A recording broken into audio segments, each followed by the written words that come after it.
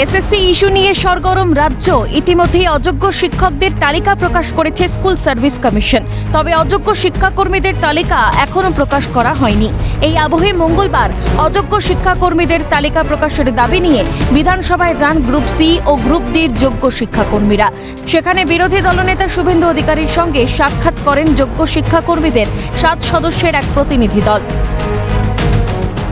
ইতিমধ্যেই অযোগ্য শিক্ষকদের একটি তালিকা প্রকাশ হয়েছে, তবে অযোগ্য শিক্ষাকর্মীদের তালিকা কিন্তু এখনো প্রকাশ হয়নি।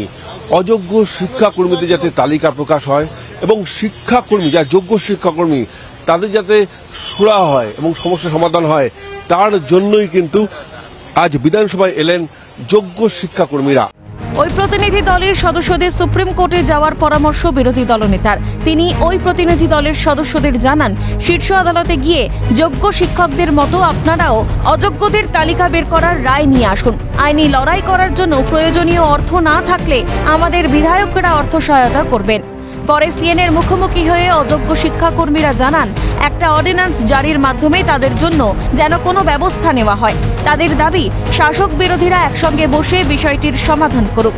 বারবার ধরে বলে এসেছি প্রথম থেকেই যে আমাদের যারা যোগ্য শিক্ষাকর্মী আছে 3394 জন যোগ্য গ্রুপ সি গ্রুপ ডি আছে তাদের জন্য ব্যবস্থা গ্রহণ করা হোক।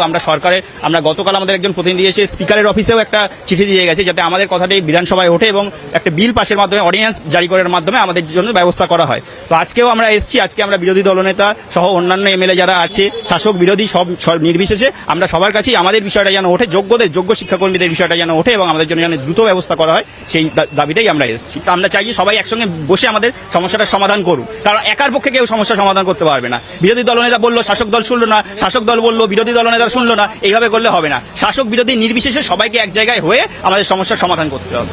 প্রসঙ্গত, চলতি বছরেই সুপ্রিম কোর্টের নির্দেশে বাতিল হয়েছে প্রায় 26,000 শিক্ষক ও শিক্ষাকর্মীর চাকরি।